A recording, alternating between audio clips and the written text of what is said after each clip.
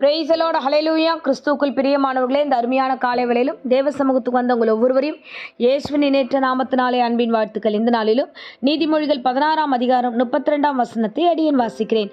பலவானை பார்க்கிலும் நீடிய சாந்தம் உள்ளவன் உத்தமன், பட்டணத்தை பிடிக்கிறவனை பார்க்கிலும் தன் மனதை அடக்குகிறவன் உத்தமன். ஆமென், ஹல்லேலூயா. அருமையான வார்த்தை இந்த காலை வேளையில பாருங்க. இந்த வசனத்துல ரெண்டு பேரை நம்ம பார்க்கிறோம். ஒன்னு பலவான், இன்னொன்னு நீடிய சாந்தம் உள்ளவன். பலவானை பார்க்கிலும் மிகப்பெரிய பலசாலி ஒருத்தர் இருக்கிறான்.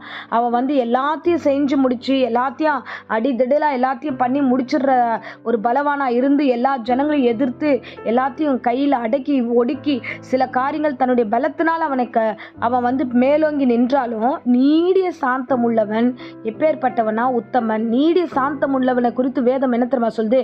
நீடிய பொறுமையோடு சாந்தத்தோடு இருக்கும்போது பிரபுவையும் சம்மதிக்க வைக்கலாம் என்று வேதம் சொல்லுகிறது. அப்படின்னா நீங்கள் அமைதியுள்ள ஆவியோடு இருக்கும்பொழுது உங்களுக்கு முன்பதாய் யுத்தம் பண்ண வரணுன்றவங்க கூட அமைதியுள்ள ஆவியோடு பேசிட்டு போயிடுவாங்க. சரி, ஓகே, நீங்க சொல்றது ஓகே அப்படின்னு சொல்லிட்டு போயிடுவாங்க. ஆனால் நான் பலவான் பார், என்னுடைய ஞானம் பார், என்னுடைய அறிவு பார், என்னுடைய திறமை பார், நான் என்னெல்லாம் பண்ணுறேன் பார் அப்படின்னு சொல்லிட்டு நம்ம பலத்தை காண்பிப்பதை காட்டிலும் சாந்தத்தோடு இருப்பது நல்ல விஷயம். அதுதான் வசனம் சொல்லுது. நீடிய பொறுமையா இருக்கிறது உத்தமம். அந்த உத்தமத்தை கர்த்தர் எதிர்பார்க்கிறார். பார்த்தீங்கன்னா நீடிய பொறுமையா இருந்தா என்ன ஒரு பெரிய கிஃப்ட் தெரியுமா? மோசே சாந்த குணமுள்ளவனா இருந்தான், நீடிய சாந்த குணமுள்ளவனா இருந்தான். அதனால தான் அவனால தேவ திட்டத்தையும் சித்தத்தையும் அவனால செய்ய முடிஞ்சது.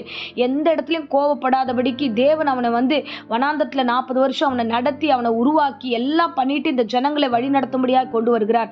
அவன் நீடிய சாந்தம் உள்ளவனா, யார் என்ன பேசினாலும் ட்ரிகர் ஆகாம அவன் எல்லா இடத்துலையும் விட்டு கொடுத்து எல்லா இடத்துலையும் கர்த்தர் இடத்துல போய் முறையிட்டானே தவிர தேவனாகிய கர்த்தர் அவனை விடவே இல்லை. அவனை ஒரு தலைமைத்துவத்தோடு அவனை ஒரு பெரிய லீடர்ஷிப்போடு ஆண்டவர் அவனை நடத்தினார்.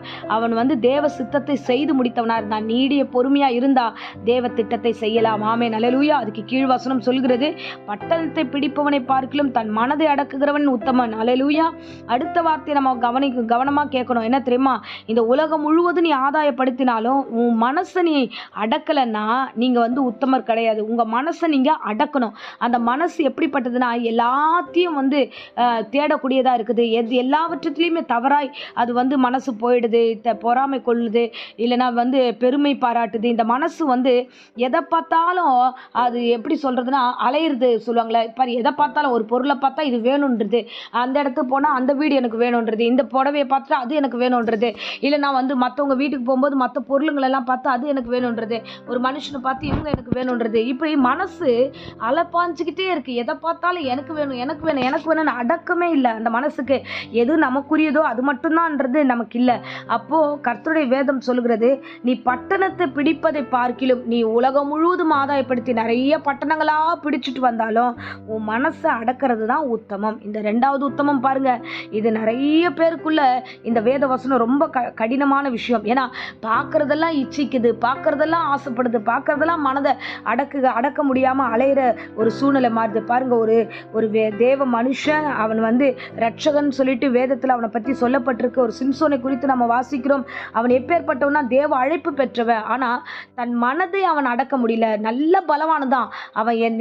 ஒரு விசை சிங்கத்தையும் அவன் ஒன்றுமில்லாம ஆட்டுக்குட்டி மாதிரி கிழிச்சு போட்டான்னு வேதம் சொல்கிறது. அப்பேற்பட்ட மனுஷன் ஒரு இடத்துல வரும்பொழுது ஒரு பிள்ளையை பார்க்குறான், ஒரு ஸ்திரீயை பார்க்குறான், தன் மனதை அடக்கலை, பெலிஸ்தியருடைய வழியில் இருக்கிறா, அவளை போய் நம்ம பார்க்குறோமே அதை தோணலை. அவன் இந்த இச்சையில் அவன் விழ வேண்டிய ஒரு சூழ்நிலை வருகிறது. தன் மனசை அவன் அடக்கியிருந்தானா அவன் ஊழியத்தை அவன் நிறைவேற்றிருப்பான். ஆனால் அவன் மனசை அவன் அடக்கலை. ஒரு நியாயாதிபதியாக இருந்தவன் தன் மனதை அடக்க முடியாதபடி கடைசியில் மரணத்தை அவன் தழுவுறான். அன்பு பிள்ளைகளே, இன்றைக்கு கேட்கிற இந்த பிரசங்கத்தின்படி நாம் ஒன்றை தெளிவாய் புரிந்து கொள்ள வேண்டும். என்னன்னா, நீடிய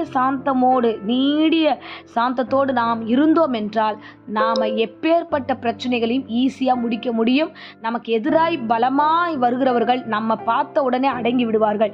அது ரொம்ப அவசியம். அதே மாதிரி தான் இந்த உலகத்துல நான் எத்தனை பேர் ஆதாயப்படுத்தினாலும், எத்தனை வீடுகளை வாங்கினாலும், எத்தனை கார்களை நான் வாங்கினாலும், எத்தனை செல்வங்களை வாங்கினாலும், எத்தனை பெரிய விஷயங்களை செய்தாலும் என் மனசை நான் அடக்கலைன்னா நான் உத்தமன் கிடையாது. என் மனசை நான் அடக்கணும். ஒரு கிறிஸ்தவத்துக்குள்ள அடக்கமுள்ள பிள்ளைகளா இது வேணும்னா இது வேணும், கர்த்தர் எனக்கு கொடுக்கறது எதுவும் எதுவோ அது நல்லது. மற்ற எதையும் நான் இச்சிக்க கூடாது, மற்ற எதையும் நான் ஆசைப்படக்கூடாது. என் மனசை நான் கண்ட்ரோல் பண்ணி கர்த்தர் கொடுக்கும்போது நம்ம எடுத்துக்கலாம், அது தப்பு கிடையாது.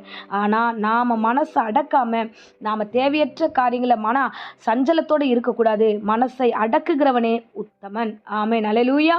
நீடிய சாந்தமும் மனதை அடக்கிற பிள்ளைகளாய் நாம் காணப்படுவோம். இன்றைக்கு இந்த பிரசங்கத்தை கேட்கிற ஒவ்வொரு பிள்ளைகளையும் கர்த்தர் ஆசீர்வதிப்பாராக. இப்பொழுதும் அடியேன் உங்களுக்காக ஜெபிக்கிறேன். அன்பு ரட்சகா, இந்த அருமையான தருணத்துக்காய் ஸ்தோத்திரம்.